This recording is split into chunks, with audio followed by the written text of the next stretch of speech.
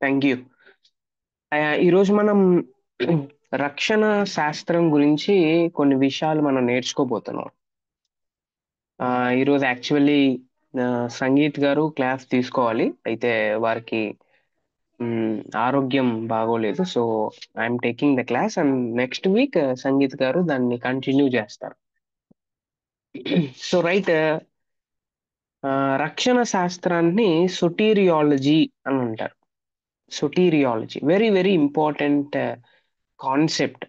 క్రిస్టియానిటీలో ఏదైనా మనం అందరం నేర్చుకోవాలి అని అంటే రక్షణ శాస్త్రం ఖచ్చితంగా ఆ, మనం తెలుసుకోవాలి.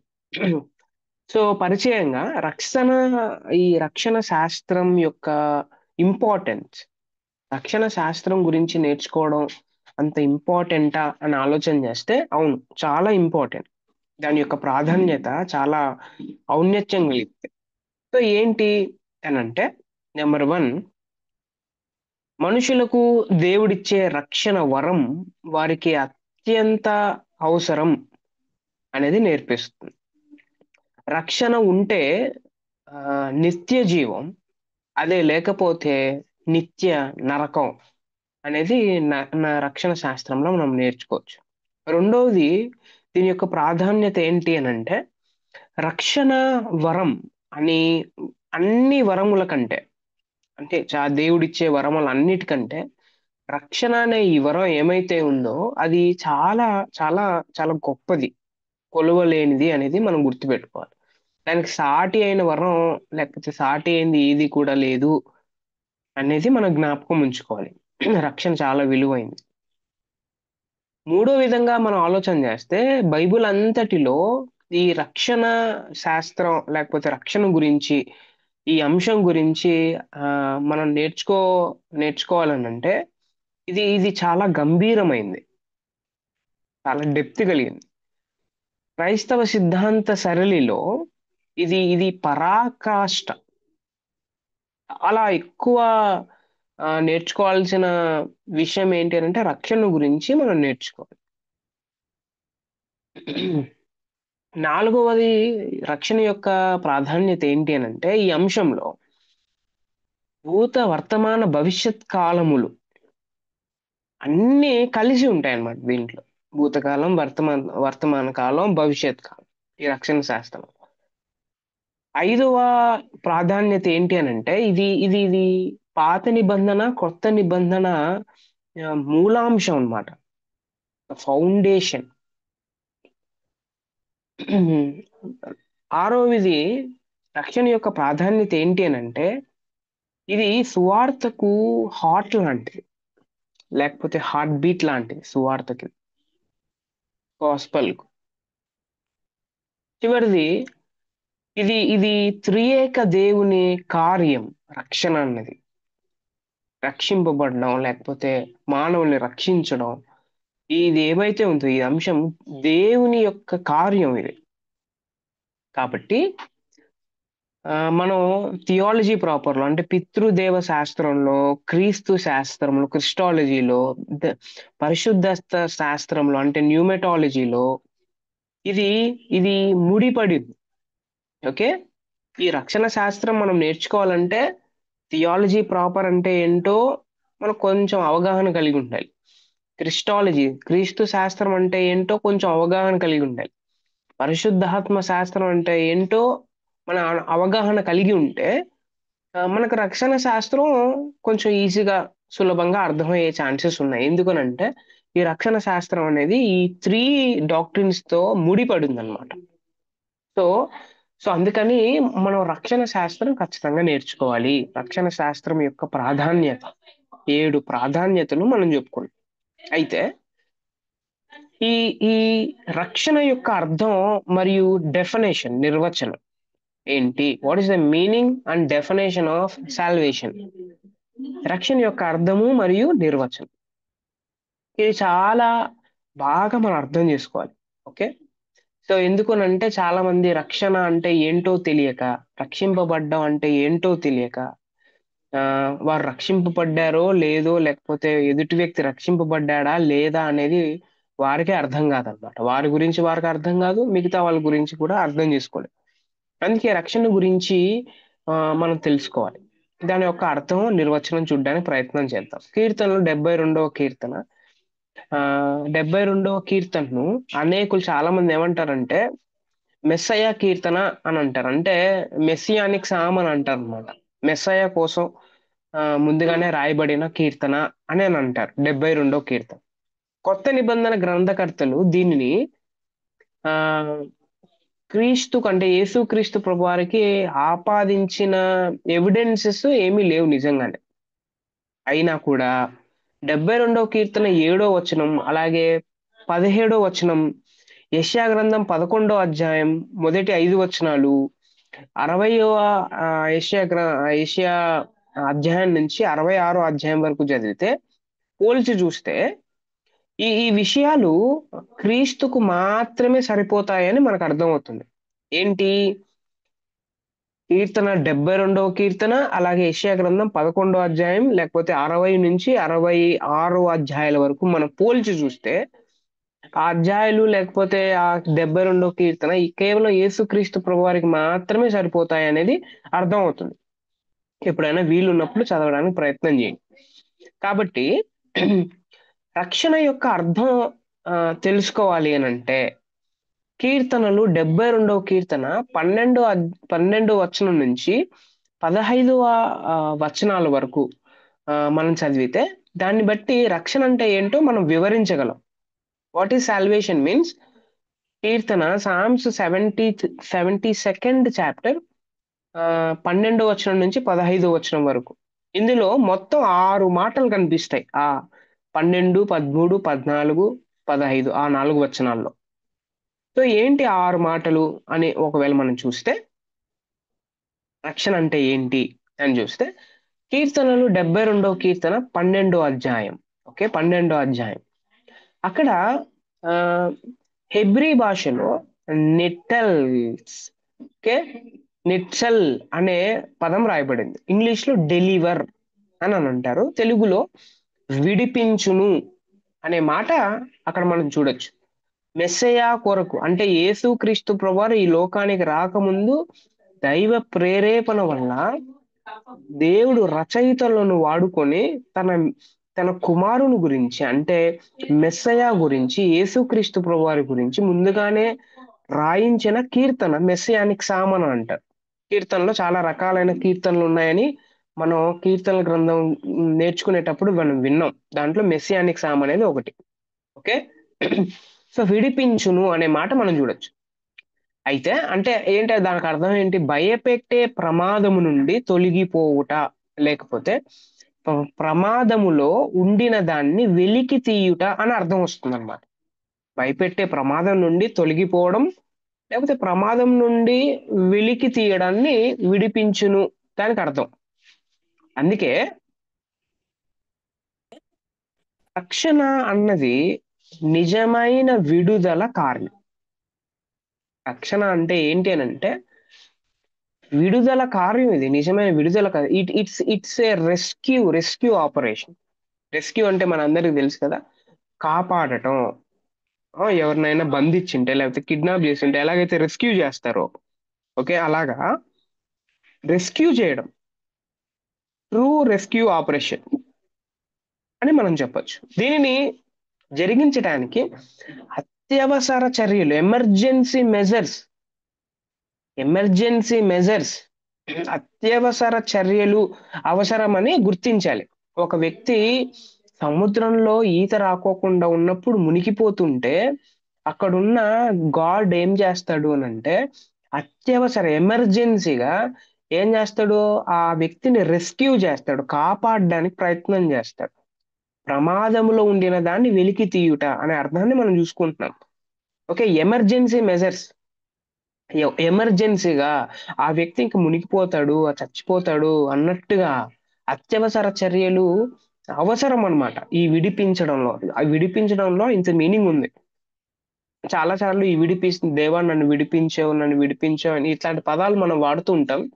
అయితే ఆ పదానికి సరైన అర్థం ఏంటి అని అంటే, ఎస్, దేవుడు మనల్ని ఒకవేళ రెస్క్యూ చేయకపోయి ఉంటే వి విల్ డై, లేకపోతే మనం నాశనం అయ్యే వాళ్ళం అనేది మనం గుర్తుపెట్టుకోవాలి. రెండోది ఏంటి అని అంటే 72 కీర్తన 13వ వచనంలో ఇలా రాయబడింది. రెండో మాట కనికరించును అనే మాట రాయబడింది. మెస్సయ్య విడిపిస్తాడు, మెస్సయ్య కనుకరిస్తాడు. ఓకే. సో హెబ్రీ భాషలో హుస్ లేకపోతే హస్ అనే పదాన్ని ఆ, మనం అర్థం చేయాలి. ఇంగ్లీష్ లో స్పేర్ అనే పదాన్ని వాడారు. నాశనమును లేదా గాయమును కలుగజేయుట అనే చర్యను నిలుపుదల చేయుటలో ఈ అర్థం మనం తీసుకోవచ్చు. అంటే ఇంకోటిసారి నాశనం లేకపోతే గాయంను కలుగజేసే ఆ చర్య ఏమైతే ఉందో దాన్ని ఆపడం, కనికరించడం అని అంటే నాశనం చేసేది ఏదో ఉంది, గాయపరిచేది ఏదో ఉంది. ఆ చర్య ఏమైతే ఉందో దాన్ని దాన్ని నిలిపివేయడం, కనికరించడం అనేది మనం అర్థం చేసుకోవాలి.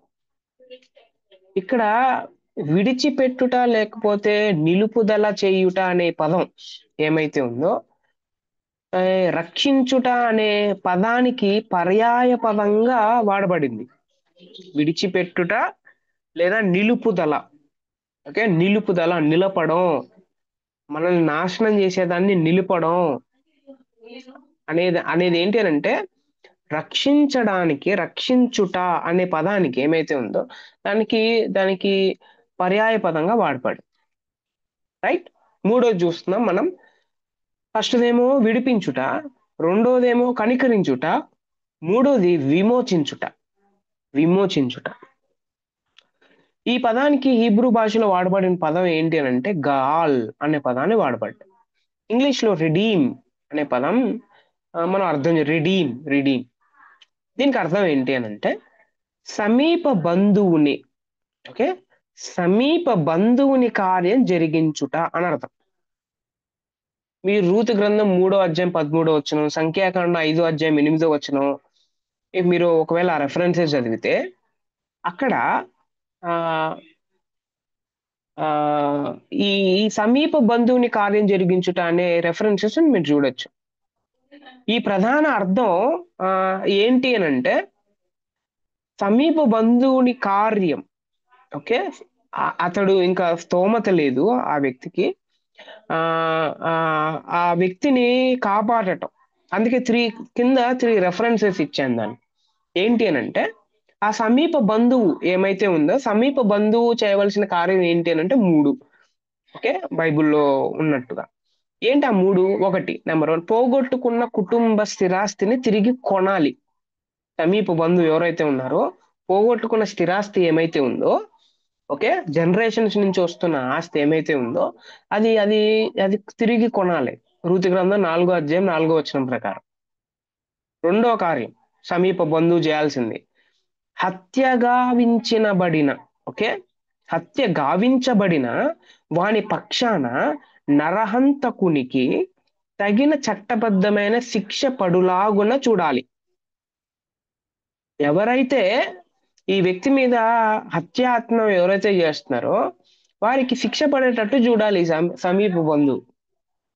మూడోది, సమీప బంధువుని మీద అన్యాయంగా నేరారోపణ జరిగినప్పుడు, అన్యాయంగా ఎవరైనా నేరారోపణ చేస్తా ఉంటే దాని నుంచి విముక్తి కలుగు చేయాలి సమీప బంధువు. ఈ 3 పనులు చేయాల.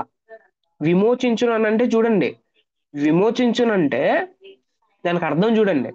విమోచించును అనే పదం ఎప్పుడూ మనం వాడుతూ ఉంటాం. అందుకే యేసుక్రీస్తు ఎవరు అని అంటే యేసుక్రీస్తు హెబ్రీలకు రాసిన పత్రిక 2వ అధ్యాయం 14వ వచనం ప్రకారం యేసుక్రీస్తు ప్రభువారు మన సమీప బంధువు అనే మాట హెబ్రీ పత్రిక 2:14లో మనం చూడొచ్చు. ఆ సమీప బంధువు విమోచించాడు కదా. దేని నుంచి ఆయన ఏం చేశాడు? విమోచించాలంటే 3 పనులు చేశాడు. మనం పోగొట్టుకున్న స్థిరాస్తి, నిత్య జీవం, పరిశుద్ధత, నీతి, నీతిమత్వం ఇవన్నీ తిరిగి కొనాడు తన రక్తం వలన. ఆ మాటలు ఉంటాయి అక్కడ. తర్వాత ఎవరైతే మన మీద నేరారోపణ లేకపోతే నరహంతకునిగా మనల్ని చంపేయాలి అన్నట్టుగా ఏమైతే చూశారో అంటే పాపము లేక మరణం శిక్ష పడేలాగా చూశాడు. మూడోది ఏం చేశాడు అని అంటే మన మీద అన్యాయంగా నేరారోపణ ఆ, అంటే సాతాను జరుపుతూ ఉన్నప్పుడు దాని నుంచి విముక్తి కలుగు చేశాడు. ఇది విమోచన అని అంటే. యేసుక్రీస్తు ప్రభువారు మనందరి కోసం చేసిన విమోచన కార్యం గురించి ఆలోచన చేస్తే మన మన హృదయంలో నుంచి ఆరాధన ఆగదు అనే విషయం మనం అర్థం చేసుకోవాలి. నాలుగోది, ప్రియముగా ఉండును. కీర్తన 72:14 హెబ్రీ భాషలో యఖార్ అని అంటారు, ఇంగ్లీష్ లో బీ ప్రెషియస్ అని అంటారు. దీనికి అర్థం ఏంటి అని అంటే ప్రశస్తము, అరుదు, విలువైన, మహిమా మహిమాన్వితము, బరువైన, ప్రభావితమైన అనే పదాలు ఆ, దీనికి అర్థాలుగా మనం చెప్పుకోవచ్చు. ఈ ఆలోచన ఒకవేళ ఆలోచన చేస్తే ఈ ఆలోచన కొత్త నిబంధనలో ఆ మెరుగుపరచబడింది. పాత నిబంధనలో ఈ అర్థాలను మనం చూడలేం, కానీ కొత్త నిబంధనలో దీని ఫోకసెస్ అన్ని మనం చూడొచ్చు. నశించిపోయిన పాపి రక్షకునికి ప్రాముఖ్యం అనే విషయాన్ని గుర్తు చేస్తుంది ఇది. నశించిపోయిన నీవు నేను అంటే మనం పాపం చేసిన వాళ్ళు, వీరంటే రక్షకునికి చాలా ఇంపార్టెంట్ అనే విషయం గుర్తు చేస్తుంది. ప్రియముగా ఉండును అని అంటే అతడు అతడు అంటే ఆ ఈ ఈ పాపం చేసేవాళ్ళు, లేకపోతే దేవుడు నన్ను ప్రేమించాడు అని మనం ఎప్పుడు చెప్తుంటాం కదా, అసలు నా కోసం ఎందుకు ఈయన ఇంతగా చేయాలా అని ఒకవేళ ప్రశ్నలు వేస్తే, అవును, నేనంటే లేకపోతే పాపం చేసే వాళ్ళంటే ఆ ఆయన చాలా ఇంపార్టెంట్, చాలా ప్రాముఖ్యం. అతడు ఒక చెత్తకుండి కాదు, ప్రభువు ఆయన పట్ల ధ్యాస, శ్రద్ధ కలిగి ఉన్నాడు అనేది మనం గుర్తుపెట్టుకోవాలి. దేవుడు నన్ను ఎందుకు రక్షించాడు అని అంటే, ఇదిగో ఆయన నా పట్ల ధ్యాస ఉంది, ఆయనకు నా పట్ల శ్రద్ధ వహించాడు, నన్ను రక్షించాడు. రోమిలకు రాసిన పత్రిక 5వ అధ్యాయం 6వ వచనం నుంచి 8వ వచనం వరకు మనం చదువుకోవచ్చు. రైట్, ప్రియముగా ఉండును. అందుకే మనం గుర్తుపెట్టుకోవాల్సింది ఒకటి ఉంది ఈ రోజు, ఏంటి అంటే యేసుక్రీస్తు ప్రభువారు నా మీద శ్రద్ధ వహించాడు, ధ్యాస ఉంచాడు, అందుకని రక్షింపబడ్డాడు. ఆయన దృష్టిలో నేను చాలా ప్రాముఖ్యం. మనుషులు మనుషుల దృష్టిలో మనం ప్రాముఖ్యం కాకపోవచ్చేమో, కానీ దేవుడి దృష్టిలో నేను ప్రాముఖ్యం కాబట్టే నేను రక్షింపబడ్డాను అనేది మనం గుర్తుపెట్టుకోవాలి. I'm not a dustbin. నేను ఒక చెత్త కుండి కాదు. నేను ఎవరంటే నేను విలువైన వ్యక్తిని అని గుర్తుపెట్టుకోవాలి. ఐదోది ఏంటి అని అంటే చిరంజీవి అగును అనే మాట రాశాడు 72వ కీర్తన 15వ వచనంలో. హెబ్రీ భాషలో హయా అని అంటారు, ఇంగ్లీష్ లో లివ్ అని అంటారు. మునుపు మరణం ఉన్న స్థానంలో నూతన జీవాన్ని దేవుడిచ్చి ఆ ఇంకో మాటలో చెప్పాలంటే దేవుడు ఇస్తాడు అనేది కొత్త నిబంధనలో రక్షణను గురించిన విషయంలో మనం చూస్తాం. అవును, మునుపు మరణంలో ఉన్న స్థానం అంటే మరణం కావాలి. మరణం ఉన్న స్థానంలో దేవుడు ఏం చేశాడంటే జీవాన్ని రీప్లేస్ చేశాడు. అందుకే రక్షణ అంటే మీనింగ్ ఏంటి అని అంటే, మీరు ఒకవేళ యోహాన్ గారిని అడిగితే, యోహాను 3వ అధ్యాయం, 5వ అధ్యాయం, 17వ అధ్యాయం ఈ రెఫరెన్సెస్ మీరు చదివితే రక్షణ అని అంటే ఏంటో కాదు, రక్షణ అంటే నిత్య జీవం అని అంటాడు అనమాట. రక్షణ అంటే నిత్య జీవం. కొత్త నిబంధనలో పదే పదే రాయబడిన పదం ఒకటి ఉంది, ఏంటంటే రక్షణ అని అంటే నిత్య జీవం అని రాశాడు. రైట్. ఆరోది ఆరోది మనం చూడాలి, అదేంటంటే రక్షించును అనే పదం చూస్తాం. మెస్సయ్య రక్షించును. సో హెబ్రీ భాషలో యాషా అనే పదం వాడబడింది, ఇంగ్లీష్ లో సేవ్ అనే పదం వాడబడింది. బీదల ప్రాణములను రక్షించును, రైట్. సో ఇక్కడ ప్రాణములు, ఓకే, ప్రాణములు అని అంటే మనం మనం మనం వెంటనే అనుకునేది ఏంటి అని అంటే, ప్రాణం అంటే మనకు ఉంటుంది కదా, అదే ప్రాణం. అంటే బీదోళ్ళు అంటే డబ్బు లేని వాళ్ళు, తక్కువగా ఏమీ లేకోకుండా ఉన్న వాళ్ళు, వాళ్ళే బీద వాళ్ళు అని అనుకున్నాను అలాగా. ఓకే. సో ప్రాణములు అని అంటే అక్కడ మనుష్యులు అని అర్థం అనమాట. ప్రాణములు అని అంటే మనుష్యులు అని అర్థం, మానవులు అని అర్థం. పాపుల పక్షమున దేవుని పూర్ణ పనిని తెలియజేసే సమగ్ర పదం ఏమైతే ఉందో అది అది ఏంటి అనంటే అది రక్షణ అనేది మనం గుర్తుపెట్టుకోవాలి. ఆయన మానవులని రక్షిస్తాడు. ఎందుకు బీదలు అనే పదం వాడారు ఇక్కడ? డబ్బు గురించి మాట్లాడుతున్నాడు ఆయన. డబ్బు గురించి కాదది. ఎందుకు ఆ పదాన్ని వాడారు అనంటే అవును. ముందు దేవుడు మనుషుల్ని పరిశుద్ధతలో, నీతిలో, తన పోలిక చొప్పున తన తన తన తన స్వరూపాన్నిస్తే, ఈ వ్యక్తి ఏం చేశాడు అనంటే, దేవుడు వద్దు అని హమర్టియాలజీలో మనం నేర్చుకున్నాం.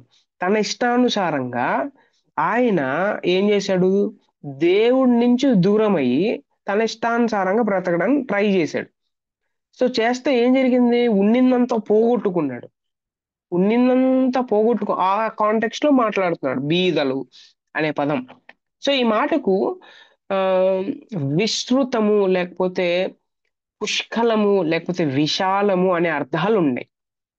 హెబ్రీయులకు అంటే హెబ్రీయులకు విశాల స్థలము, పెద్ద వెడల్పైన గది, ప్రమాదము నుండి స్వేచ్ఛ, విడుదలకు ఏంటి అనంటే ఇవి విడుదలకు ప్రతీకనమాట. ఒకవేళ హెబ్రీయుల దగ్గరికెళ్ళి మీరు విశాల స్థలము, లేకపోతే పెద్ద వెడల్పైన గది, ప్రమాదము నుండి స్వేచ్ఛ అని ఇట్లాంటి పదాలు ఆహ్, మీరు ఒకవేళ చెప్తే వాళ్ళేమనుకుంటారంటే, వాళ్ళు వెంటనే అనుకునేదేంటనంటే, ఇది విడుదలకు ప్రతీక అని అనుకుంటారనమాట. విడుదలకు వేరే పదాలు వాడారు.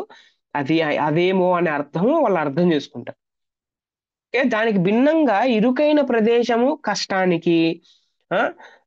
తర్వాత దురావస్థకు, లేకపోతే అపాయానికి ప్రతీక. ఓకే. బైబిల్‌లో మీరు ఇట్లాంటి పదాలు జూసినప్పుడు ఇది ఇది అపాయం కోసం వాడబడిన పదమా? లేకపోతే ఇది విడుదలకు వాడబడిన పదమా అనేది మనం అర్థం జేసుకోవాలి. అందుకే హెబ్రీ పదములలో స్వయం సహాయం అనే తలంపు గాని, ఓకే. సెల్ఫ్ హెల్ప్ అనే తలంపు గాని, అణగారిన వానితో సహకారం అనే తలంపు గాని లేదు. ఈ 2 పదాలు లేవు. గుర్తుపెట్టుకోండి. హెబ్రీ పదాల్లో 2 తలంపులు లేవు. 2 ఇమాజినేషన్స్ లేవు. ఏంటి అనంటే నంబర్ 1 సెల్ఫ్ హెల్ప్ అనేది లేదు. కోఆపరేషన్ విత్ ద ఒప్రెస్డ్ అనేది కూడా లేదు. కాబట్టి పీడిత ప్రజలకు బయట నుండి ఎవరైనా సహాయం చేయకపోతే వాళ్ళేమవుతారు అనంటే వాళ్ళు నశిస్తారు. వాళ్ళు నశిస్తారు. వాళ్ళు నశిస్తారు. అందుకే పాత నిబంధన గ్రంథంలో మనం అనుకుంటా ఉంటాం ఏంటంటే ఇజ్రాయెల్ ప్రజలకి అంత తెలివి లేదా? వాళ్ళు రావచ్చు గదా! వాళ్ళు సెల్ఫ్ హెల్ప్ జేసుకోవచ్చు కదా! అని మనం అనుకుంటాం. కానీ వాళ్ళ మైండ్ సెట్‌లోనే ఈ 2 లేవు. ఏంటి ఆ 2 లేవు? సెల్ఫ్ హెల్ప్ జేసుకోలేరు వాళ్ళు. లేకపోతే ఒప్రెషన్ ఆల్రెడీ ఒప్రెషన్‌లో ఉన్న వారికి కోఆపరేషన్ గూడా లేదు. సో, ఖచ్చితంగా వాళ్ళు చూసేదేంటి అనంటే ఎవరైనా బయట నుంచొచ్చి మమ్మల్ని సహాయం జేస్తారా? మమ్మల్ని విడిపిస్తారా? అని చూడడం తప్ప వాళ్ళేం జేయలేరు. ఓకే. సో, ఇది మనం గుర్తుపెట్టుకోవాలి. సో, ఎన్ని పదాలు మనం చూసాం. ఈ వచనాలన్నీ మనం ఎక్కడ చూడొచ్చు అనంటే, కీర్తనలు 72వ కీర్తనలో మనం చూడొచ్చు. ఓకే. ఒక టైమ్ ఉన్నప్పుడు మీరు చాలా జాగ్రత్తగా 72వ కీర్తన యేసుక్రీస్తు ప్రభువారిని మైండ్‌లో పెట్టుకొని చదివినట్టయితే, రక్షణ అంటే ఏంటో మనకింకా బాగా అర్థమవుతుంది. దీని సారాంశం ఏంటి అని ఒకవేళ మనం అర్థం చేసుకోగలిగితే 4 విషయాలు నేర్చుకోవచ్చు. ఏంటి అనంటే రక్షణ అనే పదం ఏమైతే ఉందో ఇది సమగ్ర పదము. దీనిని క్రమానుబద్ధ దేవశాస్త్రములో వాడాల. అది. ఇంకో రెండో విషయం ఏంటి అనంటే, యేసు అనగా యెహోవా రక్షించును అని అర్థం అన్నమాట. యేసు అనే పేరుకి అర్థం ఏంటి అనంటే, ఓకే. యేషువా అనే పదం ఉంటుంది. ఓకే. సో, దానికి అర్థం ఏంటంటే, రక్షకుడు అని మనం అనుకున్నాం. యెహోవా రక్షించును అని అర్థం. మూడోది తండ్రి తన కుమారుణ్ణి లోకరక్షకునిగా ఉండుటకు పంపాడు అనేది కూడా మనం అర్థం చేసుకోవాలి. మొదటి యోహాను 4 అధ్యాయం 14 వచనం ప్రకారం. నాలుగోది ఏంటి అనంటే దేవుడు మనుషులందరికీ రక్షకుడు, మరి విశేషముగా విశ్వాసులకు రక్షకుడు అనేది మనం అర్థం చేసుకోవాలి. నాకు రక్షకుడు ఎవరు అనంటే నాకు రక్షకుడు దేవుడు, యేసు ప్రభు నా రక్షకుడు అనేది మనం అర్థం చేసుకోవాలి. ఈ రోజుల్లో మనం మనం మనం అర్థం చేసుకోవాలి. ఈ క్రిస్మస్ సీజన్‌లో మనందరం గుర్తుపెట్టుకొని ప్రభువుని ఆరాధన చేయవలసిన విషయం ఏంటి అనంటే, ఈ క్రిస్మస్ సీజన్‌లో చాలా మంది మర్చిపోయేది ఏంటి అనంటే, యేసు ప్రభువుని మర్చిపోతారు. మిగతావన్నీ గుర్తుంటాయన్నమాట. మనకు క్రిస్మస్ ట్రీ గుర్తుంటుంది. మనకు స్టార్ గుర్తుంటుంది. చర్చ్‌కి డెకరేషన్ చేయాలనేది గుర్తుంటుంది. క్యారల్స్ చేయాలనేది గుర్తుంటుంది. సాంగ్స్ ప్రాక్టీస్ చేయాలని గుర్తుంటుంది. కానీ యేసు ప్రభు మనల్ని రక్షించాడు అనేది మనం మర్చిపోతాం. అందుకే క్రిస్మస్‌లో క్రైస్ట్ మిస్ అవుతామన్నాడు. ఎప్పుడైతే క్రైస్ట్ లేకోకుండా క్రిస్మస్ మనం జరుపుకుంటామో, అది క్రిస్మస్ కాదది. అది క్రైస్ట్ మాస్ కాదు అనేది మనం మనం అర్థం చేసుకోవాలి. అందుకే పాత నిబంధనలోని యాష అనే పదానికి గ్రీకు భాషలో సోజో మరియు దాని సంబంధిత పదాలు సొటీరియా లేకపోతే సొటెర్ అని వాడబడ్డాయి. అందుకే చాలా సందర్భాల్లో హెబ్రీ భాషలో షలోమ్ అనే పదానికి గ్రీకులో సోజో అనే పదం చాలా సార్లు వాడబడింది.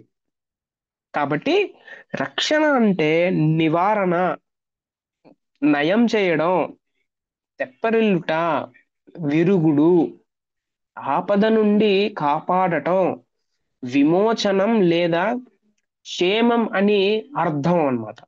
రక్షణ అంటే క్యూర్, రక్షణ అంటే రికవరీ, రెమెడీ, రెస్క్యూ అనేది మనం మనం అర్థం చేసుకోవాలి. అందుకే రక్షణను నిర్వచించాలంటే there are 2 definitions are there. ఇలా డెఫినేషన్స్ మనం ఇచ్చుకోవచ్చు.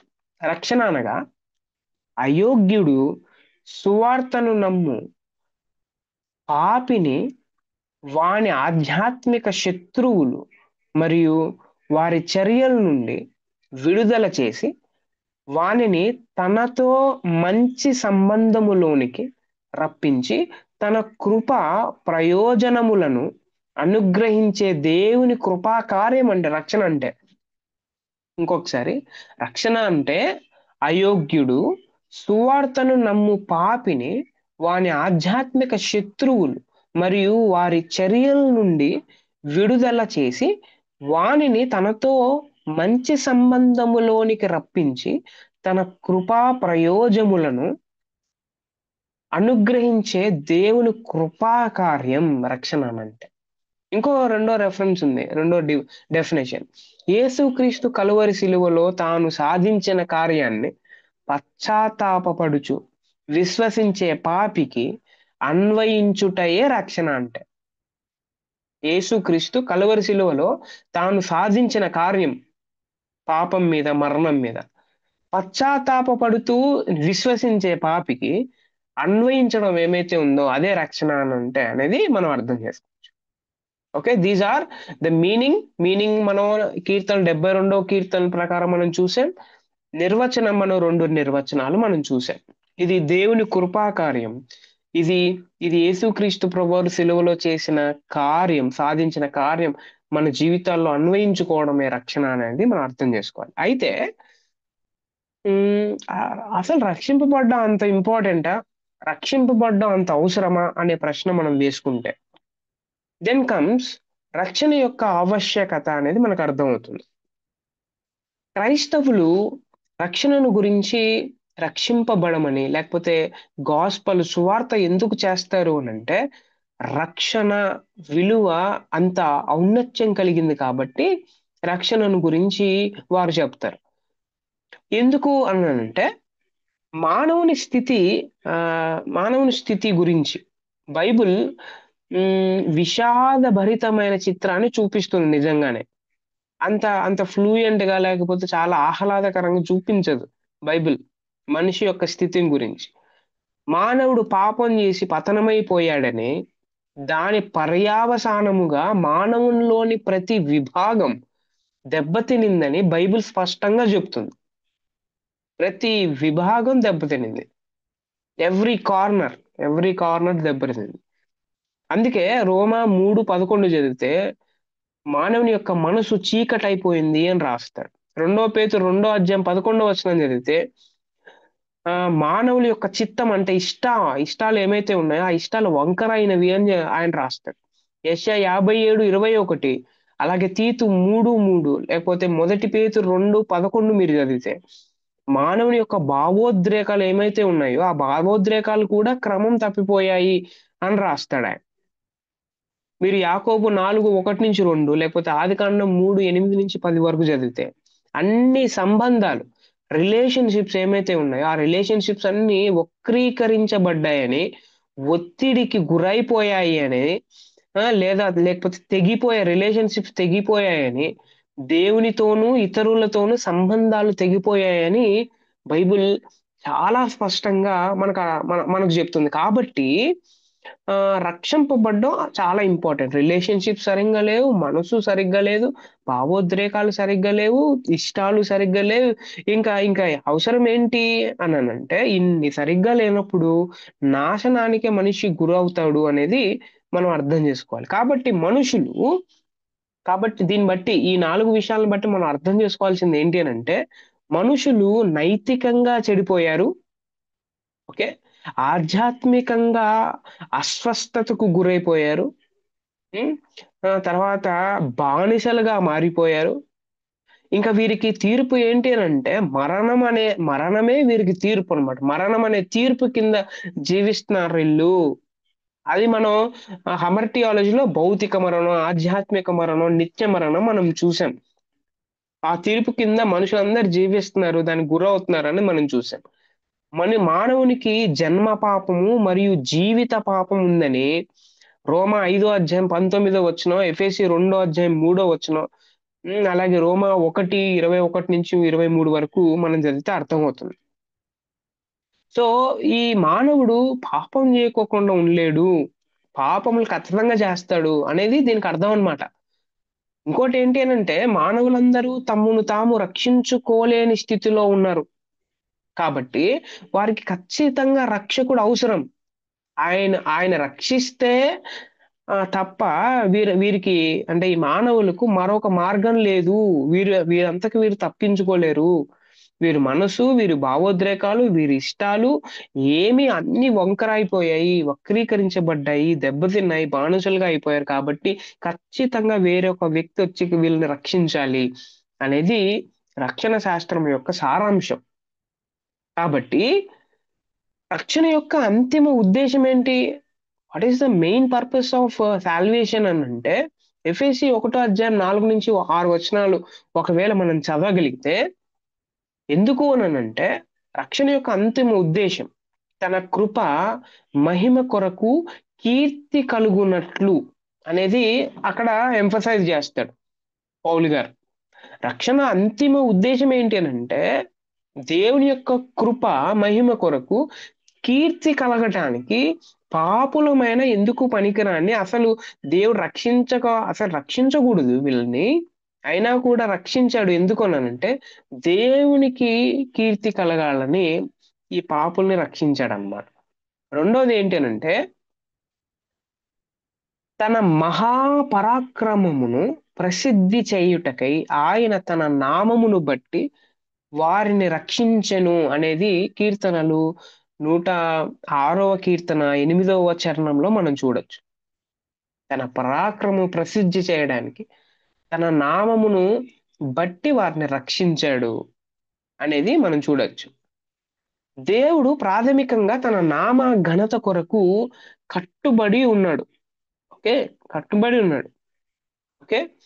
సో, అందుకే ఇజ్రాయేలు ప్రజలు ఘోర పరిస్థితుల్ని వాళ్ళు చూసాడు. చలించిపోయాడు. హ్మ్. వారి మెడ మీద ఉండి కాడిని విరిచి వారికి విడుదల ఇవ్వాలని నిర్గమకాండంలో దేవుడు అనుకున్నాడు ఇజ్రాయెల్ ప్రజల్ని చూసి. ఐగుప్తు ప్రజలు పెట్టిన క్రూర బాధలకు వారిని ఏం చేశాడు మనందరికి తెలిసి శిక్షించాడు కూడా.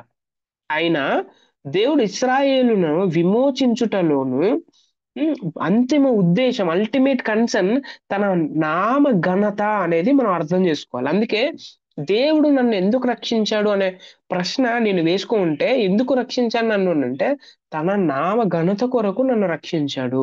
ఆయన కీర్తి కలుగునట్లు నన్ను రక్షించాడు అనేది నా ఆరాధనలో బయటికి రావాలి. ఉబికి రావాలి. ఇందుకోసం చాలా రెఫరెన్సెస్ బైబిల్‌లో మనం చాలా రెఫరెన్సెస్ యెషయా గ్రంథంలో, యెహెజ్కేలు గ్రంథంలో, మొదటి యోహానులో చాలా రెఫరెన్సెస్ మనం చూడొచ్చు అన్నమాట. దేవుడు తన నామ ఘనత కొరకు మహిమ కలుగులాగున కీర్తి కలగడానికి నన్ను రక్షించాడు అనేది మనం అర్థం చేసుకోవాలి. ఎవరికి? ఆయనకు కీర్తి కలగాలి. యా మీరు ఎఫెసీ 1 అధ్యాయం ఒకవేళ మనం చదవగలిగితే రక్షణలో దేవుని మహిమయే ప్రధానం. That is most important. రక్షణలో ఇంపార్టెంట్ ఏంటి అంటే దేవుని మహిమ. ఏంటి దేవుని మహిమ? ఇందులో మనం 3 విషయాలు చూడొచ్చు. ఎఫెసీ 1 అధ్యాయంలో అక్కడ తండ్రి ఎన్నిక చేయుట, కుమారుడు విమోచించుట, పరిశుద్ధాత్మ ముద్రించుట అనే విషయాన్ని మనం చూడొచ్చు ఆ ఎఫెసీ గ్రంథంలో. Election by Father, redemption by Son and sealing by the Holy Spirit. ఈ 3 విషయాలు దేవుని మహిమను గుర్తు చేస్తుంది. అవును, నేను రక్షింపబడ్డాను అని అంటే కారణం ఏంటంటే దేవుడు నన్ను ఎన్నుకున్నాడు, యేసుక్రీస్తు ప్రభువు నన్ను విమోచించాడు, పరిశుద్ధాత్మ దేవుడు నన్ను ముద్రించాడు. నేను నేను ఎవరికి సంబంధించిన వాణ్ణి అని అంటే నేను నేను దేవునికి సంబంధించిన వాణ్ణి ఇప్పుడు, నిత్య జీవానికి సంబంధించిన వాణ్ణి ఇప్పుడు, మరణానికి కాదు అనేది మనం గుర్తుపెట్టుకోవాలి. అందుకే దేవుడు ఆ మానవుణ్ణి రక్షించుట అని అంటే ఈ పై విషయాన్ని జరిగించుట ఎందుకోసం అని అంటే మనం అదే ఎఫెసీ 1 అధ్యాయం మీరు చదివితే తన కృపా మహిమకు కీర్తి కలుగునట్లు తన మహిమకు కీర్తి కలుగు చేయవలనని దేవుని మహిమ కొరకు కీర్తి కలుగుటకై అనే పదాలు దానికి లింక్ వర్డ్స్ గా ఉంటాయి అన్నమాట. తన కృప మహిమ కొరకు మహిమకు కీర్తి కలుగునట్టు తండ్రి నన్ను ఎన్నిక చేశాడు, తన మహిమకు కీర్తి కలుగజేయవలనని కుమారుడు నన్ను విమోచించాడు, దేవుని మహిమ కొరకు కీర్తి కలుగుటకై పరిశుద్ధాత్మ దేవుడు నన్ను ముద్రించాడు అనేది మనం అర్థం చేసుకోవాలి. Yes, we are sealed. మనం విమోచింపబడ్డాం. దేవుడు మనల్ని ఎన్నుకున్నాడు అనేది మనం ఎప్పుడూ మర్చిపోకూడదు అనేది మనం అర్థం చేసుకోవాలి. యా, అందరికీ నా వాయిస్ వినపడుతుంది కదా? క్లారిటీ, ఇంతవరకు క్లారిటీగా ఉందా? Shall we move forward? Anybody can respond. Yes, Yeah. అన్నా ఇప్పుడు ఈ రక్షణ శాస్త్రం ఇప్పుడు వరకు మనం ఏం చూసాం? రక్షణ నెసెసిటీ ఆఫ్ ద సాల్వేషన్ చూసాం, రక్షణ యొక్క అవసరత.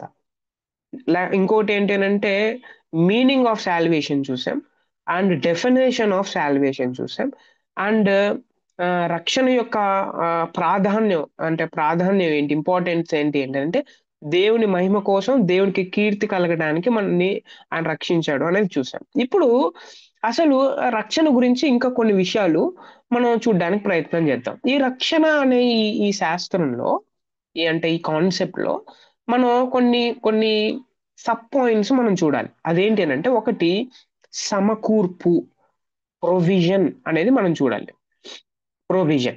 ప్రొవిజన్ అంటే ఏంటి?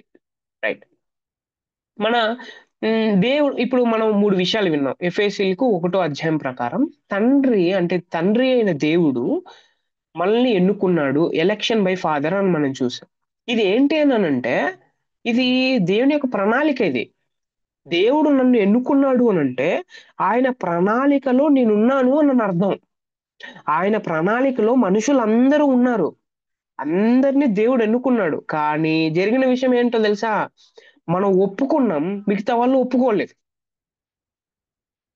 దేవుడు మనిషి యొక్క ఇండిపెండెన్స్ కి వ్యతిరేకంగా ఆయన ఏం చేయడు.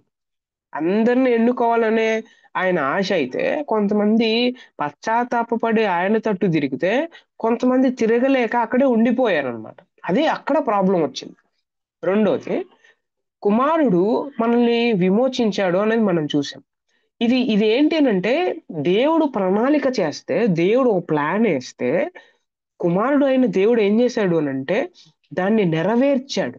ఎలాగా అనంటే 4 పాయింట్ల ద్వారా నెరవేర్చాడు ఆయన.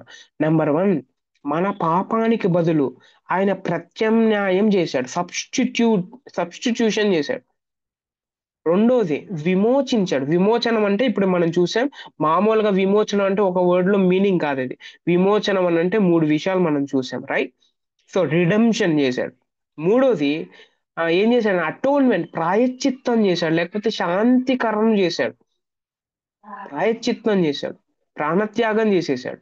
నాలుగోది ఏం చేశాడు అంటే రీకన్సిలియేషన్, సయోధ్యత చేశాడు. అని అంటే పడిపోయిన వాళ్ళని మళ్ళీ అదే స్థితికి, అదే పరిస్థితికి తేవడం, రీకన్సిలేషన్ అన్నమాట. కుమారుడైన దేవుడు ఈ 4 విషయాలని ఆయన నెరవేర్పు చేశాడు. తండ్రి అయిన దేవుడు ప్రణాళిక చేస్తే కుమారుడైన దేవుడు దాన్ని నెరవేర్చాడు 4 విధాలుగా. మూడోది ఏంటి అనంటే పరిశుద్ధాత్మ దేవుడు అన్వయింపు, రక్షణ అన్వయింపు పరిశుద్ధాత్మ దేవుడు చేసేది. ఎలా అని అంటే గ్రేస్, సాధారణ కృప చూపించడం. తర్వాత సమర్థవంతమైన కృప చూపించడం. ఎన్ని కృపలు ఉన్నాయి చూడండి. ఓకే, సాధారణ కృప, ఎఫికాషియస్ గ్రేస్ అని అంటారు, సమర్థవంతమైన కృప. మూడోది ఏంటంటే తిరిగి జన్మించేటట్టు రీజనరేషన్. మనం రక్షింపబడ్డామనంటే కేవలం తండ్రి అయిన దేవుడు లేకపోతే కుమారుడైన దేవుడు మాత్రమే కాదు, ఆయన కృప మన మీద సాధారణంగా చూపించి మనం ఒకవేళ మనం ఒప్పుకునేటట్టు పశ్చాత్తాపడుతుంటే అప్పుడు దేవుడు ఏం చేశాడు అని అంటే ఒక స్పెషల్ గ్రేస్ అని అనమంటారు అనమాట. దాన్ని సమర్థవంతమైన కృప చూపించి మనల్ని తిరిగి జన్మింపజేసేటట్టు చేసి మనల్ని రక్షించాడు. అది చేసింది. ఓకే, ఇప్పుడు ఒక్కొక్క పాయింట్ గురించి మనం నేర్చుకోవడానికి ప్రయత్నం చేద్దాం. తండ్రి ఎన్నిక చేశాడు కదా, హౌ అనే విషయం.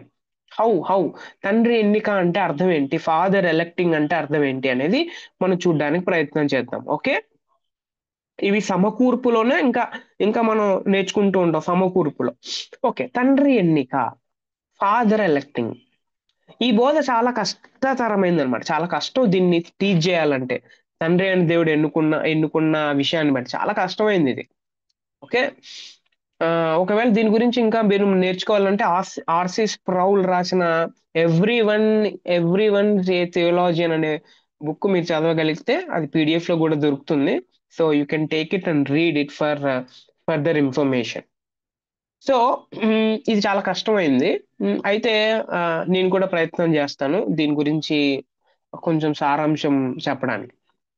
ఈ బోధ బైబిల్లోని ఏ ఒక్క అంశము కంటే ఎక్కువగా దేవశాస్త్ర చర్చను రేపుతుందన్నమాట. ఇది చాలా ఎక్కువ థియాలజీని వాడాల్సి వస్తుంది దీన్ని అర్థం చేసుకోవాలనంటే. ఓకే, ఈ బోధ అతి మర్మయుక్తం కాబట్టి దీనిని అతి జాగ్రత్తగా తగ్గింపుతో వివరించాలి. అది సీన్. తగ్గింపుతో నేర్చుకోవాలి, తగ్గింపుతో వివరించాలి. ఓకే, సో ఇందులో ఒకవేళ తేడా వస్తే దేవుని యాట్రిబ్యూట్ ఏమైతే ఉందో, దేవుని యొక్క లక్షణాలు ఏమైతే ఉందో, ఆ దేవుని శీలం మీద కొంచెం శంకించినట్టు అవుతుంది అనమాట. So be careful about that for wrong notions. సో అలాగని దీనిని కొట్టివే అవసరం లేదు అని తీసి పడాల్సినంత అవసరం కూడా లేదనమాట. సో ఎన్నిక అనే బోధ వాక్యంలో ఉంది కాబట్టి దీని గురించి మనం నేర్చుకోవాలి. సో ఎన్నిక గురించి కొంచెం నేర్చుకోవడానికి ప్రయత్నం చేద్దాం. ఎన్నిక డెఫినేషన్ అంటే అసలుకి ఎన్నిక అంటే ఏంటి? ఎన్నిక, ఓకే, ఎన్నిక అంటే ఏంటి? మామూలుగా మనం ఎన్నిక అనే అలాగా మనం అర్థం చేసుకోవాల్సింది. సో ఒక ప్లేయర్స్ ని ఈ రోజుల్లో ఎన్నుకున్నట్టు, సో అలాగా ఎన్నిక. సో ఏంటి ఎన్నిక అని అంటే?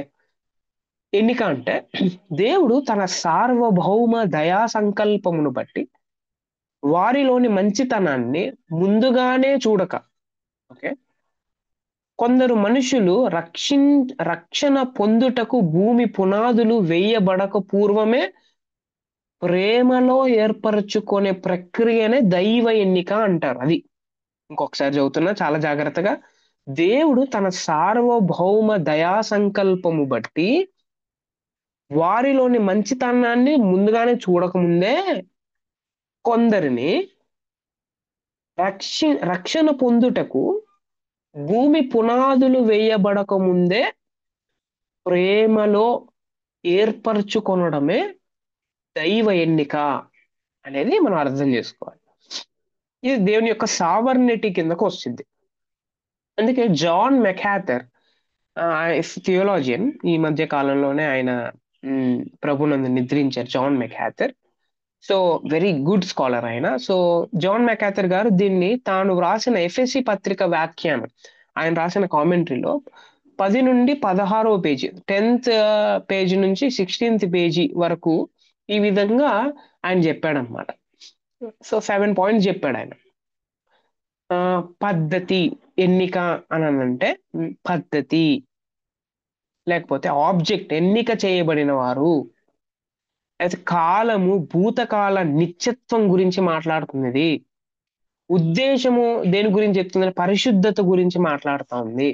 స్ఫూర్తి దేని గురించి మాట్లాడుతుందంటే ఉమ్, ప్రేమ గురించి మాట్లాడుతా ఉంది. ఫలితం దేని గురించి మాట్లాడుతుంది? దత్తపుత్రత్వం గురించి మాట్లాడుతా ఉంది. గోల్ అంటే గమ్యం దేని గురించి మాట్లాడుతా ఉంటే దేవుని యొక్క మహిమ గురించి మాట్లాడుతా ఉంది అనేది జాన్ మెకాథర్ గారు చాలా సూపర్ గా ఆయన వ్యాఖ్యానం రాశారు. మీరు అది చదవగలిగితే చాలా ఎక్సలెంట్ గా ఉంటుంది, ఇంకా మంచిగా అర్థం చేసుకోగలం. అసలు బైబిల్లో ఎన్ని రకాలు, different kinds of elections in the Bible, ఎన్ని రకాలైన ఎన్నికలు ఉన్నాయి ఇది మనం తెలుసుకోవాలి. ఎన్ని రకాల ఎన్నిక?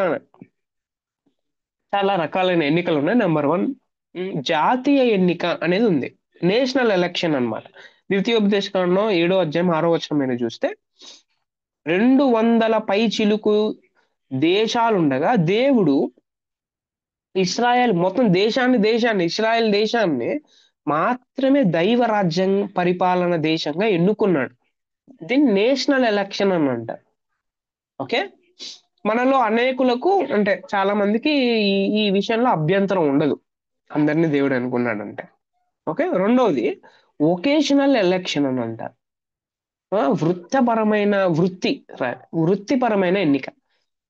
లేవి గోత్రాన్ని యాజకత్వం కొరకు దేవుడు ఎన్నుకున్నాడు, మనందరికి తెలుసు. యేసుక్రీస్తు 12 మందిని అపోస్తులుగా ఎన్నుకున్నాడు, అది కూడా మనకు తెలుసు.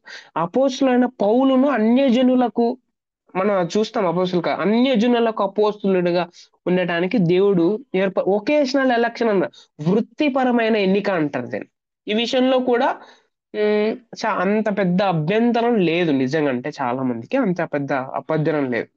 అయితే మూడోది ఒకటి ఉంది, అదేంటి అని అంటే సాల్వేషనల్ ఎలక్షన్, రక్షణపరమైన ఎన్నిక. దేవుడు కొందరిని రక్షణ కొరకు భూమి పునాదులు వేయబడక మునుపే ప్రేమలో ఏర్పరచుకొనెను అనే మాట మనం చూడొచ్చు. అయితే మనకు వచ్చిన సమస్య అంతా ఇక్కడే ఉంటుంది. అదేంటంటే ఇది బైబిల్ బోధ అని చెప్పడానికి రుజువులు చాలా ఉన్నాయి. ఓకే, ఇప్పుడు మనం చూసే ఎన్నిక అని అంటే దేవుడు తన సార్వభౌమ అధికారంలో మనుషుల యొక్క మంచిని చూడక మునుపే దేవుడు ఏం చేశాడు అంటే కొంతమందిని ఎన్నుకున్నాడు అనేది మనం చూడాలి. అంటే మిగతా వాళ్ళని ఎన్నుకోలేదా? అలే కాదనమాట. దేవుడు తన సార్వభౌమ అధికారం ఉందో తన మనుషుల యొక్క మంచితనాన్ని చూడక ముందే ఎన్నుకున్నాడు అనేది అర్థం. దీనికి రుజువులు ఏంటి అని అంటే చాలా రెఫరెన్సెస్ నేను ఇచ్చాను. మత్తయి సువార్త, లూకా సువార్త, రోమా పత్రిక, కొలొస్సీయులకు రాసిన పత్రిక, 1 తెస్సలోనికలు, తీతు, 1 పేతురు, ప్రకటన, ఇవన్నీ మీరు చూస్తే దేవుడు కొందరిని రక్షణ కొరకు ఏర్పాటు చేసుకున్నాడు అని చెప్పే సాధారణ వాక్యాలు ఇవి. సాధారణమైన వాక్యాలు. దేవుడు తానే వారిని ఎన్నుకున్నాడు, దేవుడు వీరిని భూమి పునాదులు వేయక ముందే ఎన్నుకున్నాడు, దేవుడు ఖచ్చితమైన వ్యక్తులను ఎన్నుకున్నాడు. ఇట్లాంటి రెఫరెన్సెస్ సాధారణంగా మనం మనం మనం చూడొచ్చు. ఇలా చాలా వచనాలు ఉన్నాయి, ఈ వచనాలే కాదు. ఓకే, సో అయితే ఎన్నిక అనేది మనం గుర్తుపెట్టుకోవాలి. అదేంటి అని అంటే ఎన్నిక అనేది రక్షణ కాదు. ఎన్నికయే రక్షణ కాదు, రక్షణ కొరకు ఎన్నిక. ఓకే, రక్షణ కొరకు ఎన్నిక. అయితే దేవుడు చాలా మందిని ఎన్నుకున్నాడు. అందులో నీవు నేను మనం అందరం కూడా ఉన్నాం, మన పితరులు కూడా ఉన్నారు అనేది ఒక పాయింట్ మనం ఆలోచన చేసి ప్రభువుకు మనం స్తుతులు చెల్లించాలి. ఓకే, ఇంకోటి ఏంటి అని అంటే ఎన్నిక దేవుని సార్వభౌమ అధికార కృపపై ఆధారపడింది. ఇది దేవుని యొక్క సావర్నిటీ మీద ఆధారపడింది. ఇది ప్రభువా వాళ్ళని ఎందుకోలేదు అని క్వశ్చన్ అడగడానికి కాదు, ఇది ఆయన సావర్నిటీ కిందకు వచ్చింది. ఇది it defines about his sovereignty. ఆయన అనుకున్నాడు. ఓకే. అంతే అంతే తప్ప వాళ్ళని ఎందుకు ఎన్నుకోలేదు అని క్వశ్చన్ అడగటానికి కాదు అనేది మనం గుర్తుపెట్టుకోవాలి. ఇలా ఎన్నో వచనాలు దేవుడు మానవుల్లో కొందరిని రక్షణ కొరకు ఏర్పాటు చేసుకున్నాడని స్పష్టంగా మనం చెప్పుకోవచ్చు. అయితే వీటిని సంఘ చరిత్రలో అంటే చర్చ్ హిస్టరీలో 2 విధాలుగా ప్రధానంగా ప్రజలు అర్థం చేసుకున్నారు. ఈ ఎన్నిక గురించి ఏమైతే ఉందో హిస్టరీ ఆఫ్ క్రిస్టియానిటీలో 2 విధాలుగా వాళ్ళు అర్థం చేసుకున్నారు. ఏంటి ఆ 2 విధాలు అనేది ఒకవేళ మనం చూసినట్టయితే అన్‌కండీషనల్ ఎలక్షన్ అని కొంతమంది అన్నారనమాట. ఓకే. Unconditional election. ఇంకోటేంటంటే election based on foreknowledge అని అన్నారు. అంటే బేషరతు ఎన్నిక. ఓకే. రెండోది భవిష్యత్ జ్ఞాన ఆధారిత ఎన్నిక అని వీళ్ళు నమ్మారు. ఏంటి దీని గురించి మనం అర్థం చేసుకోవాలంటే, భవిష్యత్ జ్ఞాన ఆధారిత ఎన్నిక. ఓకే. అంటే మనం అర్థం చేసుకోవాలి. ఎందుకనంటే అన్‌కండీషనల్ ఎలక్షన్ గురించి మనం సెపరేట్‌గా చెప్పుకోవాల్సిన అవసరం లేదు. అది ఆయన ప్రేమ మీద ఆధారపడుతుందనేది మనం మనం అర్థం చేసుకోవచ్చు ఆల్రెడీ.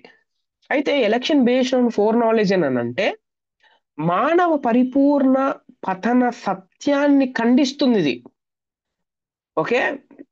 తర్వాత మనుషులలో మంచితనం ఉందని వాదిస్తుందిది.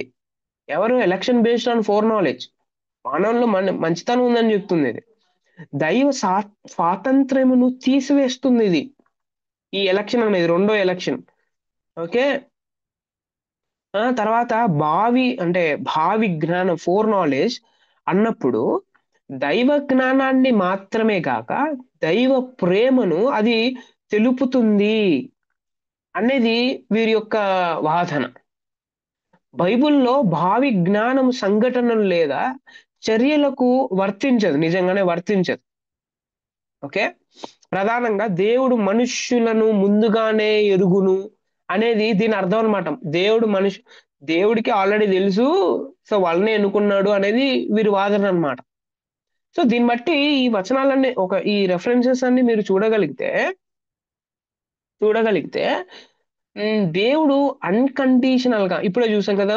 చూడక మునుపే అనే పదాన్ని మనం ఎందుకు వాడాము అనంటే, దేవుడు మన మంచితనాన్ని బట్టి మనల్ని రక్షించడా. దాన్ని బట్టి కాదు. లేకపోతే మనకున్న మంచితనాన్ని, లేకపోతే మనకున్న టాలెంట్ దాన్ని బట్టి కాదు. ఆయన రక్షించాలని అనుకున్నాడు. ఆయన ఆయన మనల్ని ప్రేమించాడనే విషయాన్ని మనం మనం మనం అర్థం చేసుకోవాలి.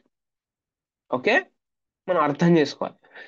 సో, కాబట్టి ఆహ్, సత్యాన్ని మనం తీసుకునేటప్పుడు దాన్ని దాన్ని మనం ఇరుక్కాటంలో పెట్టేసి మనం అలా ఆలోచన చేయకూడదనమాట. సత్యాన్ని యాజ్ ఇట్ ఈజ్ మనం లోనికి తీసుకోవడానికి ప్రయత్నం చేయాలి. దానికోసం టైం కావాల్సొస్తుంది. దానికోసం ఆలోచన చేయాల్సొస్తుంది. Take time and take decision అనేది మనం అర్థం చేసుకోవాలి. ఓకే. సో, ఇంకో మాటలో చూస్తే దేవుడు అవును. మన సామర్థ్యతలు ఆహ్, లేకున్నా కూడా ఆయన మనల్ని ప్రేమించాడు అనేది మనం అర్థం చేసుకోగలిగితే దేవుడిని మనం చాలా బాగా స్తుతించొచ్చు అనేది మనం అర్థం చేసుకోవాలి. ఓకే. రైట్. సో, అందరికి నా వాయిస్ వినబడుతుందా? నా వాయిస్ వినబడుతుందా అందరికి? Yes, sir. Is it okay for you? Yes. Yeah! Yeah! Right. So, ఇప్పుడు ఆహ్, రక్షణ అనే ఈ శాస్త్రంలో ఎన్నిక గురించి మనం చూసాం. ఇప్పుడు ఆహ్, ఎన్నిక అయిపోయిన తర్వాత ఎన్నిక అంటే ఏంటి? ఇది దేవుని యొక్క ప్రణాళిక. దేవుడి యొక్క ప్లాన్ ఇది. దేవుడి యొక్క ప్లాన్‌లో నేనున్నాను. మా కుటుంబం ఉంది. మా ఊరు వాళ్ళున్నారు. అందరూ ఉన్నారు. కానీ ఎవరైతే స్వీకరించారో, ఎవరైతే ఇష్టపడ్డారో వారు రక్షింపబడ్డారు. ఎవరైతే ఇష్టపడలేదో వారు ఇంకా నాశనమైన స్థితిలోనే ఉన్నారు అనేది మనం అర్థం చేసుకోవాలి. God won't interfere in anybody's independence అనేది మనం గుర్తుపెట్టుకోవాలి. అందుకే ఎవరికైనా సువార్త చెప్పినప్పుడు మనం గుర్తుపెట్టుకోవాల్సింది ఏంటనంటే వి షుడ్ నాట్ ఫోర్స్, మనం ఫోర్స్ చేయకూడదు అనమాట.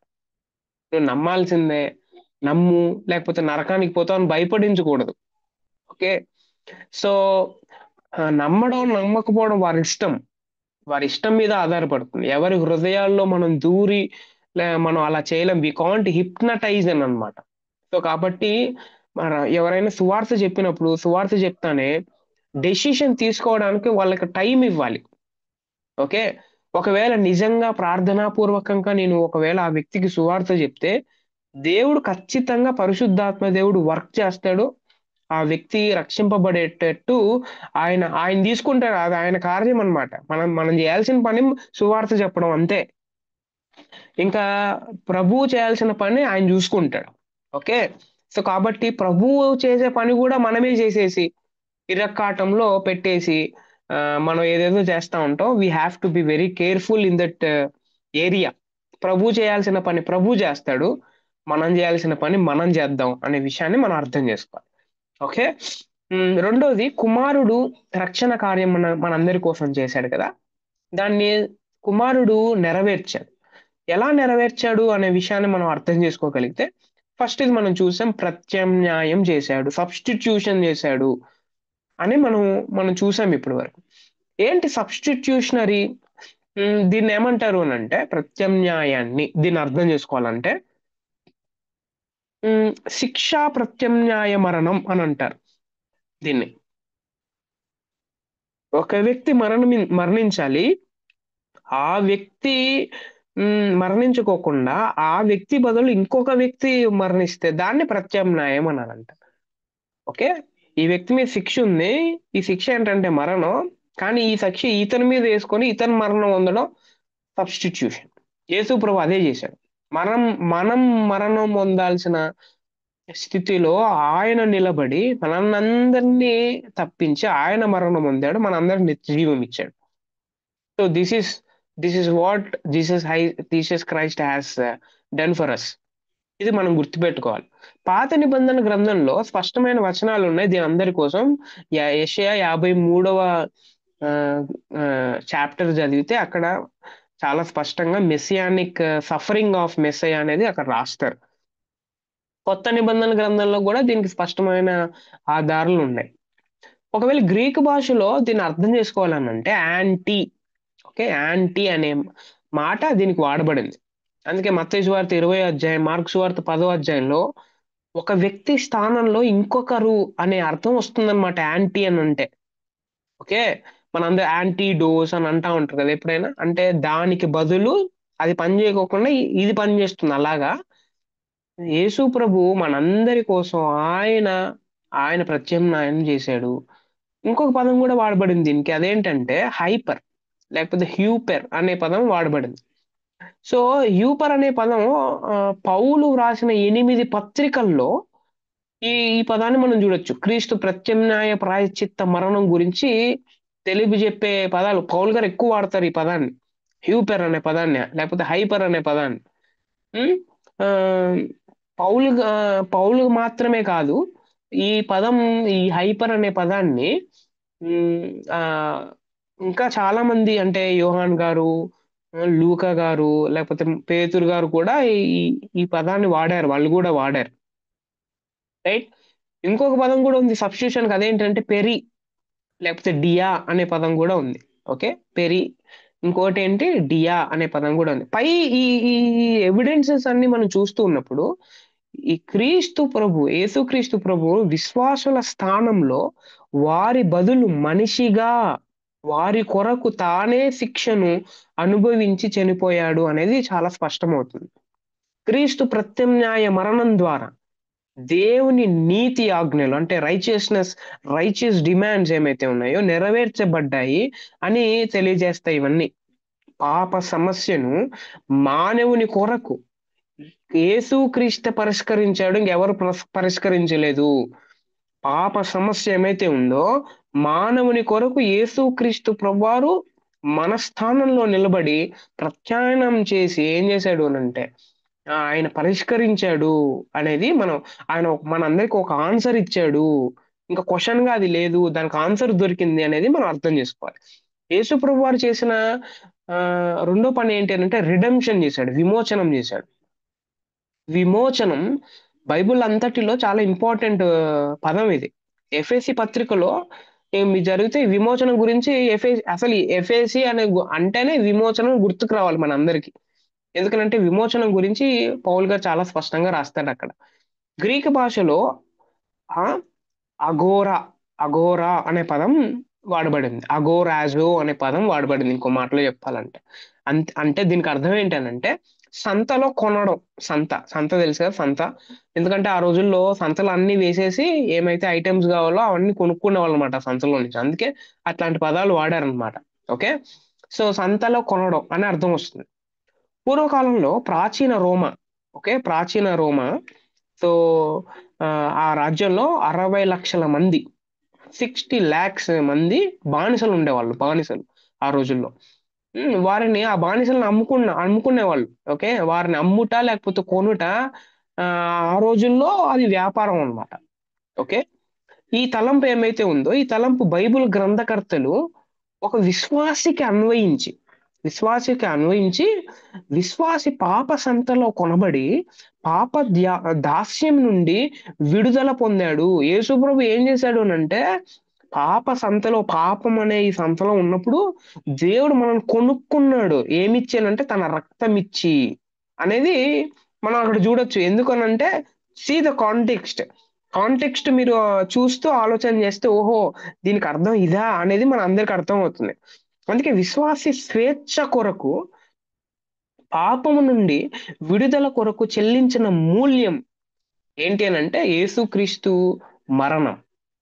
దేవుడు మనందరికీ మనల్ని కొనడానికి ఆయన ఇచ్చినది ఏంటి అనంటే ఆయన మరణించి మనల్ని కొనుక్కున్నాడు. ఇది మనం అర్థం చేసుకోవాలి. అందుకే విశ్వాసి ఇప్పుడు పాపానికి బానిస కాదు. ఎందుకంటే ఆయన కొనుక్కున్నాడుగా. ఇప్పుడు మనం ఎవరికి బానిసలం అనంటే, ఎవరికి ఇంకో మాటలో చెప్పాలంటే మనం ఎవరి కింద మన యజమాని ఎవరంటే క్రీస్తే మన యజమాని. ఆయన మనల్ని కొన్నాడు. Not for oppression.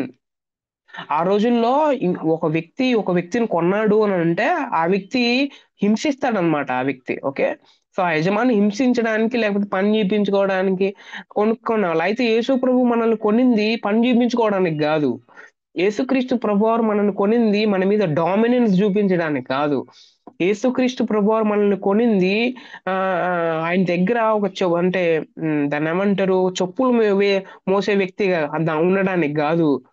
ఆయన పక్కన కూర్చోవడానికి, ఆ ఆయన ఆయన ఆయన కుడి పార్శ్వంలో కూర్చోవడానికి, ఆయన ఫ్రెండ్ గా ఉండడానికి, మనకు ఇండిపెండెన్స్ ఇవ్వడానికి ఆయన మనల్ని ఎన్నుకున్నాడు అనేది మనం అర్థం చేసుకోవాలి. వాట్ ఏ గ్రేట్ ఫ్రెండ్ ఆయన అనేది మనం అర్థం చేసుకోవాలి. అందుకే గ్రీకులో ఎక్స్ అగారోజో అనే పదం ఉందన్నమాట. దీనికి మరొక మాట ఉంది. అదేంటి అనంటే యేసు మనలను పాప సంతలో వెల చెల్లించి కొని అందులో నుండి ఎక్స్ అంటే అందులో నుండి మనలను పూర్తిగా బయటికి తెచ్చాడు. ఇంకొకసారి ఎవరు మనల్ని మనం తీసుకోవడానికి లేదనమాట. పూర్తి అసలు మన బానిసలకు సంబంధించిన వ్యక్తులం కాదు మనం. మనం రాజులం అన్నమాట. ఇప్పుడు మనం ఎవరంటే మనం రాజులం, మన బానిసలం కాదు. అందులో నుంచి పూర్తిగా బయటకు తెచ్చారు. మనల్ని ఎవరు కొనడానికి లేదు, మనల్ని అమ్మడానికి ఎవరు లేదనమాట.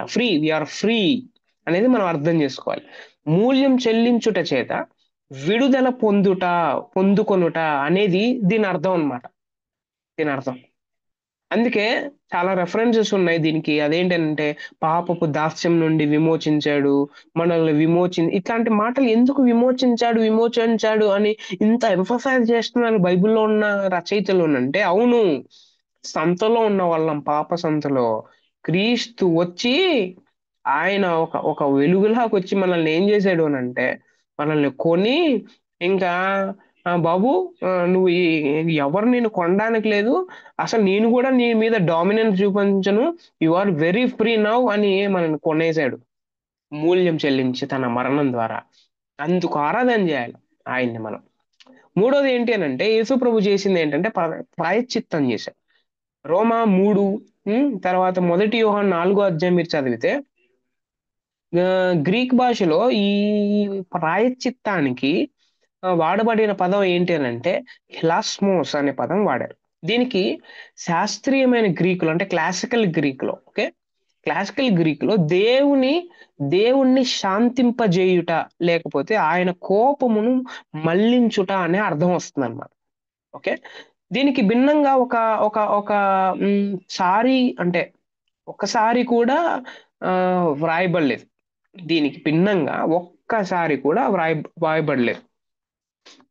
ఫర్ ఎగ్జాంపుల్ పాత నిబంధనలో దైవ ఉగ్రతను గురించి 580 టైమ్స్ వ్రాయబడింది. 580 టైమ్స్ పాత నిబంధన ప్రకారం పాపం ఎక్కడ ఉంటుందో అక్కడ దేవుని ఉగ్రత ఉంటుంది. ఓకే ఈ ఉగ్రత ఏంటి అని అంటే తండ్రి అయిన దేవుని ఉగ్రత. దేవుని ఉగ్రత కొత్త నిబంధనలో కూడా పాత నిబంధనకి దానికి సంబంధించింది, కొత్త నిబంధనకు సంబంధం లేదు అనడానికి లేదు. కొత్త నిబంధనలో కూడా ఇది చాలా ఇంపార్టెంట్. దేవుడు పరిశుద్ధుడు, నీతిమంతుడు, న్యాయవంతుడు కాబట్టి దీని గురించి ఆయన ఉగ్రతం చూపించడంలో మనం కొత్తగా ఆలోచన చేయాల్సింది అంత అవసరం లేదు. అయితే మానవుడు పాపి. మానవుడు దేవుణ్ణి గణహీనపరుస్తూ ఆయన కంటే ఎక్కువ వస్తువులను ప్రేమించి ప్రధాన స్థానం ఇస్తా ఉన్నాడు. ఆయనను ప్రేమించడం లేదు. అదేం చిన్న విషయం కాదు.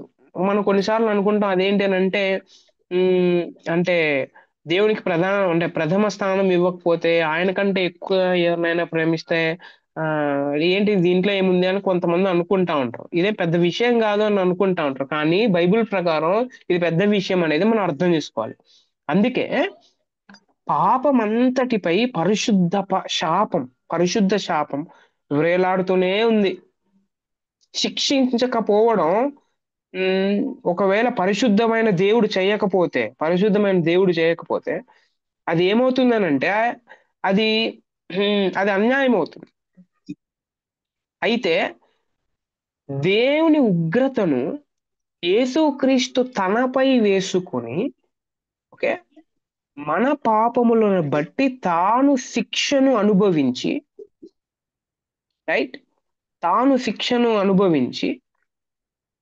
ఆయన ఏం చేశాడు అనంటే దేవుని ఉగ్రతను శాంతింపజేశాడు.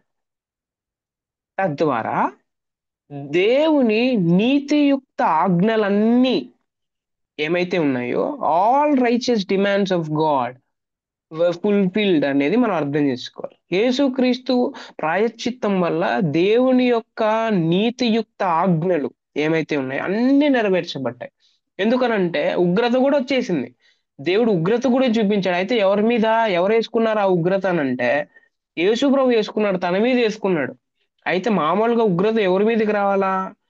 మన మీదకి రావాలి. కానీ మన మన మన మన మీద ఉన్న ఉగ్రతను దేవుడు యేసు ప్రభు తన మీద వేసుకొని మనందరికి ఉగ్రత లేకోకుండా ఫ్రీనెస్ ఇచ్చాడు అనేది మనం గుర్తుపెట్టుకోవాలి. అందుకే శాంతికరం యొక్క ఫలితాలు ఏంటంటే 3. నెంబర్ 1 ఏంటనంటే మన పాపములను క్షమించుటలో దేవుడు తప్పు చేయలేదు. రెండోది మనకు క్రీస్తు నీతిని ఆపాదించుటలో దేవుడు పొరపాటు గాని అన్యాయం చేయలేదు. మూడవది పాపులమైన మనపై సకల కృపను కుమ్మరించడంలో దేవుడు సమర్థనీయుడు అనేది దీని యొక్క ఫలితాలు. నెంబర్ 1 యేసుక్రీస్తు ఈ ప్రాయశ్చిత్తం చేయడం వల్ల 3 యూజెస్ ఉన్నాయి. నెంబర్ 1 మన పాపములు క్షమించబడ్డాయి. నెంబర్ 2 మన మీద నీతి ఆపాదించబడింది. నెంబర్ 3 సకల కృప మన మీద ఆయన కుమ్మరించాడు అనేది మనం అర్థం చేసుకోవాలి. ఆయన తప్పు చేయలేదు, ఆయన అన్యాయం చేయలేదు, పొరపాటు చేయలేదు. ఆయన సమర్థవంతంగా ఆయన ఏం చేశాడు అనంటే మనల్ని రక్షించాడు అనేది మనం గుర్తుపెట్టుకోవాలి. రైట్? సో ఇంకా చాలా విషయాలు ఉన్నాయి. రీకన్సిలేషన్, తర్వాత సాల్వేషన్, అప్లైడ్ అనేది మనం చూడాలి. ఓకే, సో ఇంకొకటి చూద్దాం.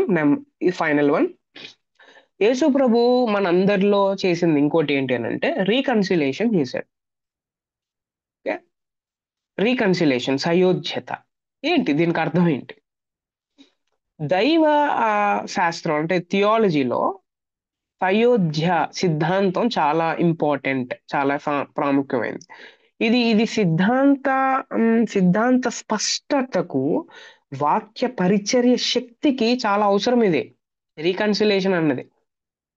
అందుకే మనం వాక్యం చెప్తున్నప్పుడు జరిగేది ఏంటి అనంటే, పాడైపోయిన ప్రజలు తిరిగి దేవుడి దగ్గరకొస్తారు. వాక్య పరిచర్యలో ఇది జరుగుతుంది. అందుకే వాక్య పరిచర్య అనేది అంత ఈజీ కాదనమాట. ఏదో 5 నిమిషాల్లో లేకపోతే 10 నిమిషాలు అట్లా చెప్పేసి ఎళ్ళిపోయేది గాదు.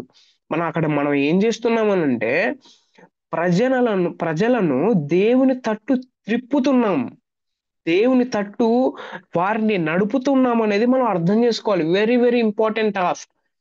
అందుకే శిక్షలో గూడా వీరు తప్పు చేస్తే ఎక్కువ శిక్ష ఈళ్ళకే ఉంటుందన్నమాట. ఓకే. సో, టీచింగ్, ప్రీచింగ్ అనేది అంత ఈజీ గాదు. Okay. It's very, very tough అనేది మనం అర్థం చేసుకోవాలి. రైట్. ప్రాయశ్చిత్త ఉద్దేశాన్ని వర్ణించే స్పష్టమైన క్రొత్త నిబంధన పదం హ్మ్. విన్సెంట్ టైలర్, విన్సెంట్ టైలర్ అని అన్నారు. ఇది గ్రీక్ భాషలో హ్మ్. కటాలస్సో అనే పదం వాడబడింది దీనికి.